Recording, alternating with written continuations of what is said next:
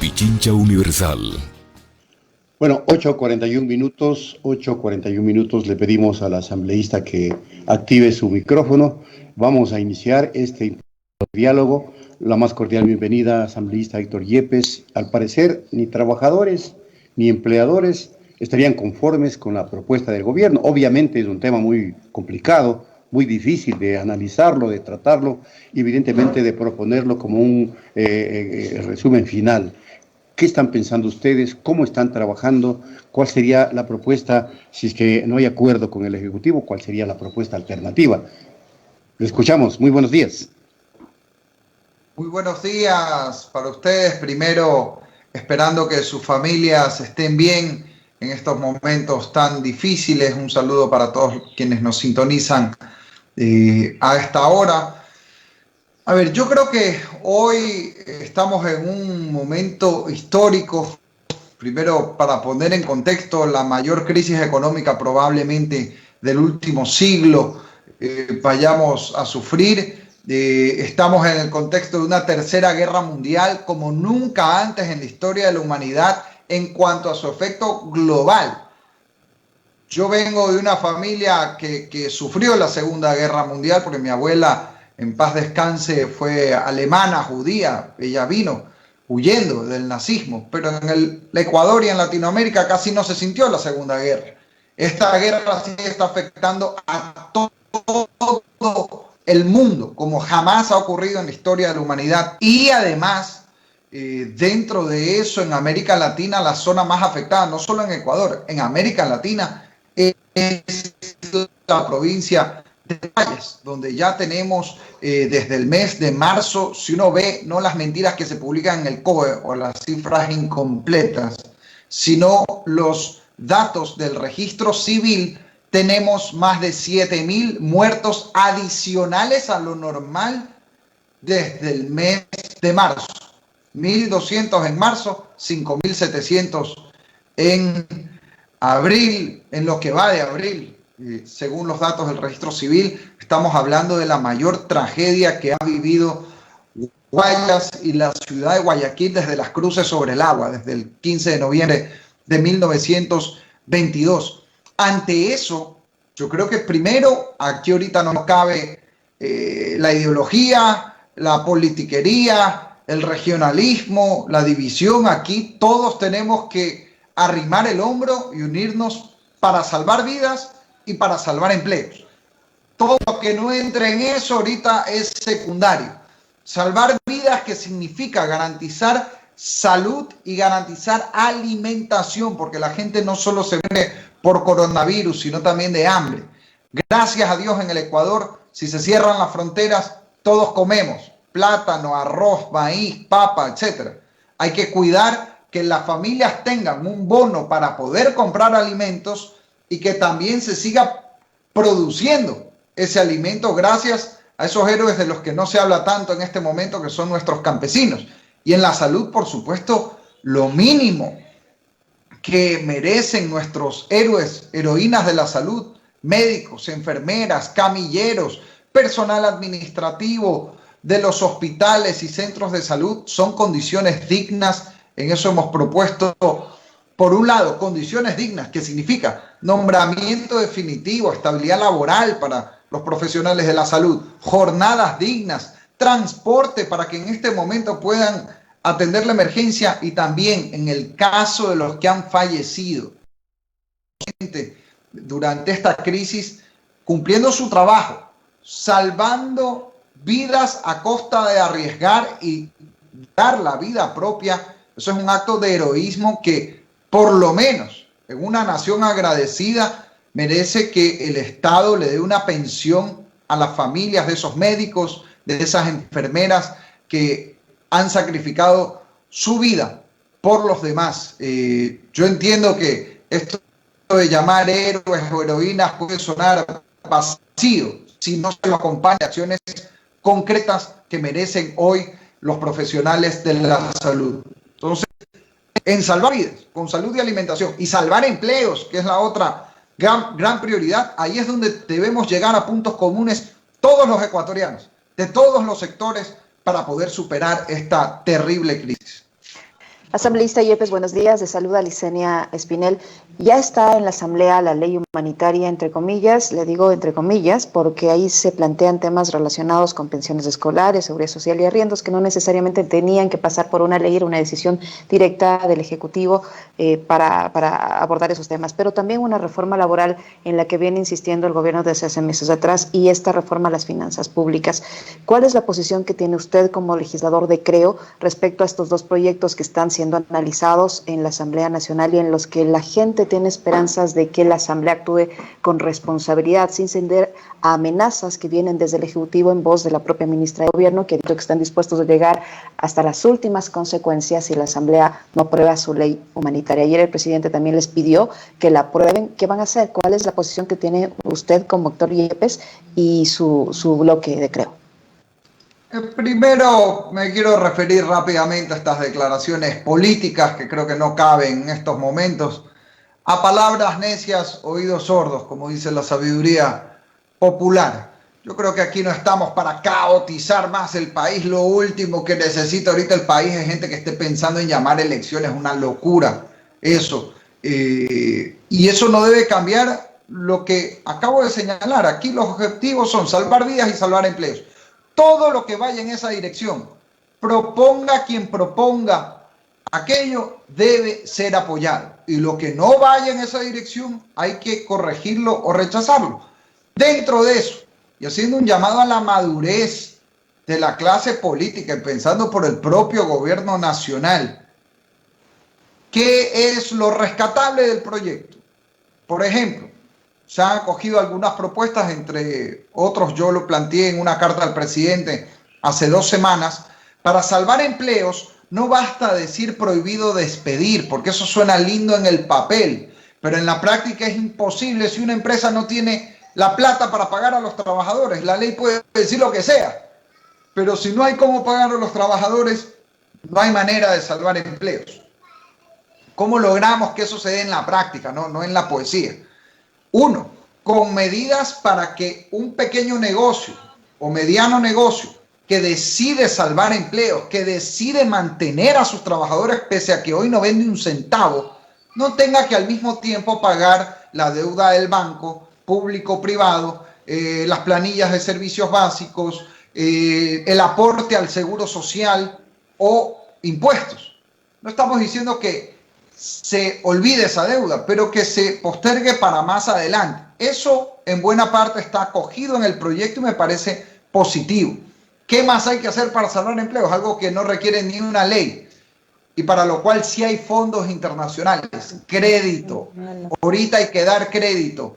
Barato. ¿Qué significa barato? Máximo 3% de interés. A largo plazo, siquiera 10 años, para darle capital a ese negocio pequeño, mediano, para que pueda sostener en la práctica a los trabajadores. Lo que no vaya en esta línea, la ley puede decir misa, pero no se va a cumplir en la práctica, porque si no se le da plata, los sueldos se pagan con plata, no con artículos de una ley. Si no se le da plata a través de crédito y a través de quitarle ahorita cargas a las empresas, sobre todo medianas y pequeñas, no se va a poder proteger los puestos de trabajo. Así que en esa dirección, ojalá nos podamos unir todos para salvar empleos. Beneficios para ese negocio que mantiene a sus trabajadores y, en segundo lugar, que no requiere ninguna reforma legal, crédito 10 años plazo, máximo 3% de interés. Hay fondos internacionales para eso a fin de reactivar la economía y salvar no solo los empleos, salvar la economía en general. ¿Qué es lo que nos parece negativo del proyecto? Pretender subir impuestos, tocar el bolsillo de las familias que hoy están más afectadas por la crisis. Eso es una locura. Primero, yo el día domingo intervine en la sesión de la Comisión de Desarrollo Económico y propuse que primero, como regla clarísima, ninguna familia damnificada por el coronavirus puede ser cargada con más impuestos. Eso sería como haberle subido el IVA a Manaví y Esmeraldas después del terremoto. Y para no caer en regionalismo, esto no solo es Guayas. Sí, es verdad, en Guayas tenemos la mayor tragedia.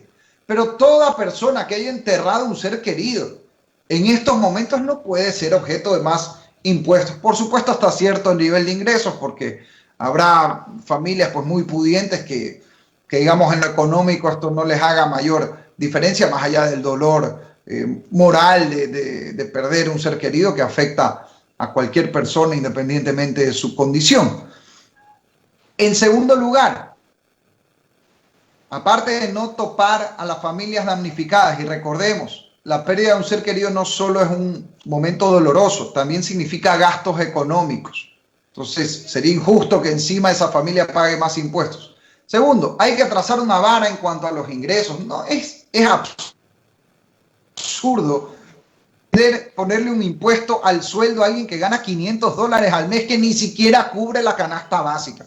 Eso es algo que no tiene sentido. Y que no digan, yo he visto señores del gobierno o asesores que viven en Washington, es que bueno, son $2 para que apoyen, por favor. $2 para la gran mayoría de nuestro país. Es plata, pues.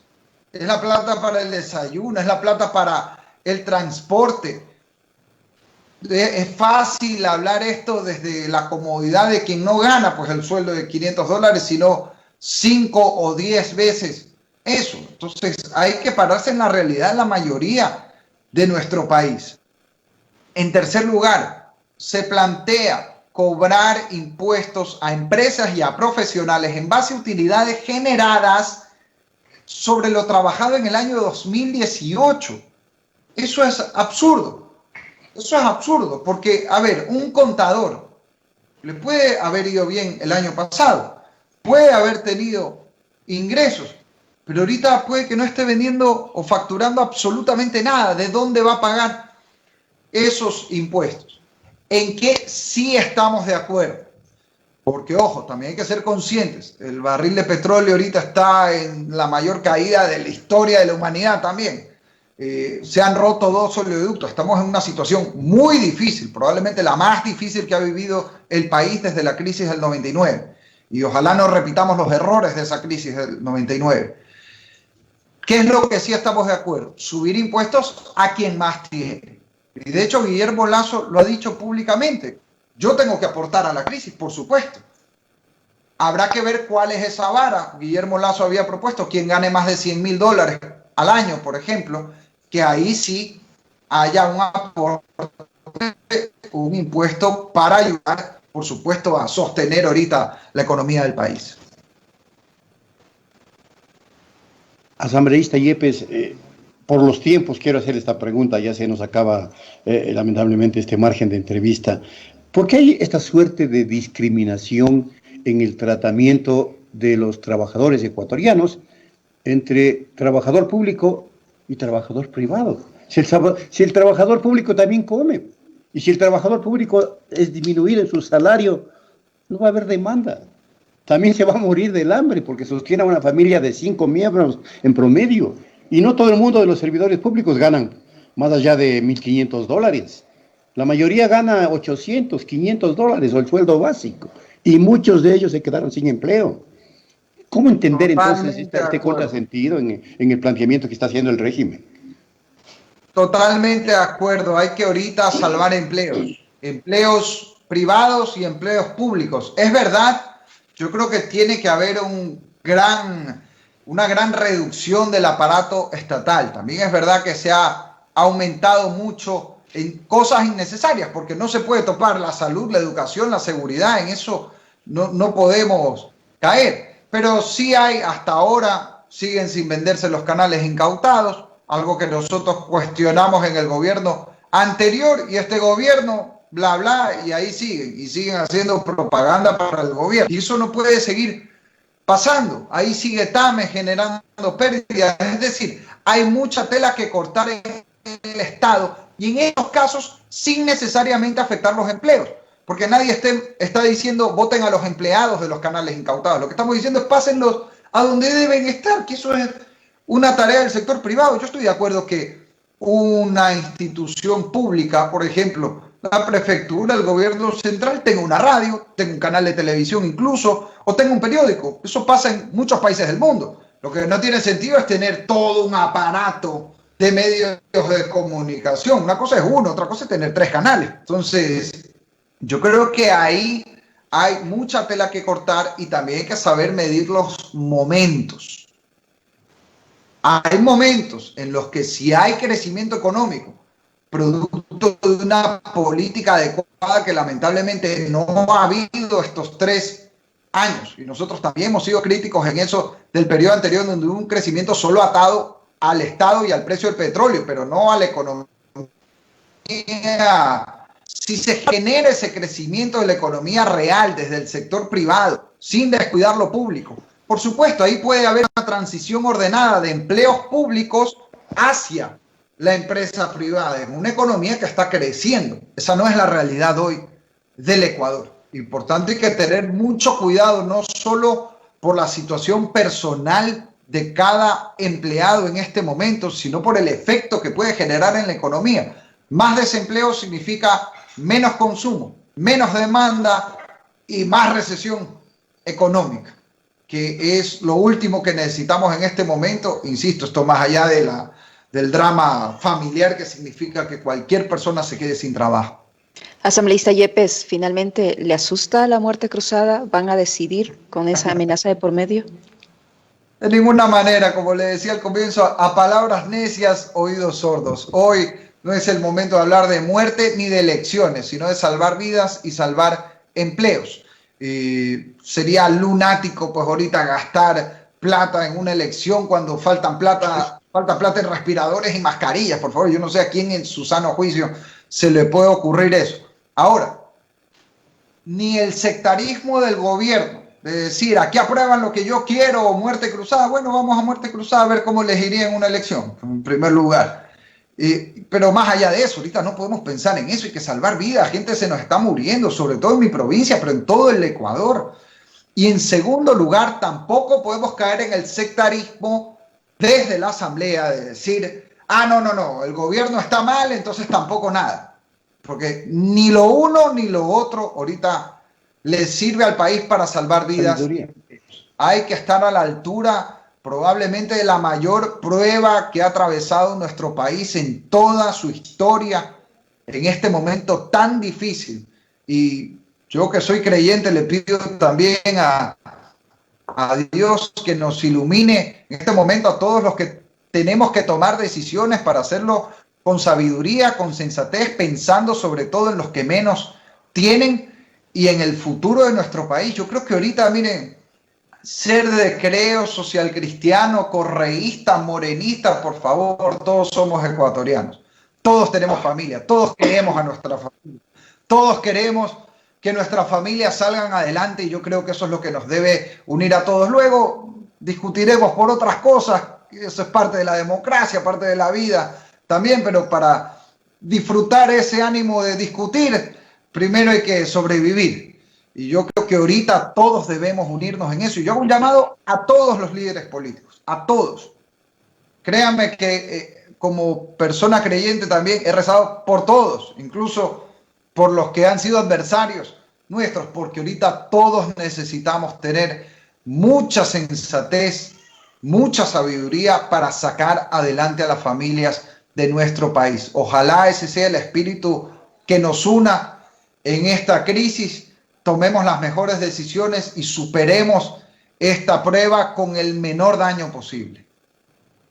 Sin duda, corresponde justamente a ustedes, asambleístas, actuar con esa sabiduría, con esa sensatez y con mucha equidad, con mucha solidaridad, para beneficiar con sus medidas, con sus decisiones, a quienes realmente lo necesitan. Gracias, asambleísta Héctor Yepes, por habernos acompañado. Gracias a ustedes. Liceña, nos despedimos. Que tenga un buen día, asambleísta. Gracias. Gracias a ti, Guaso.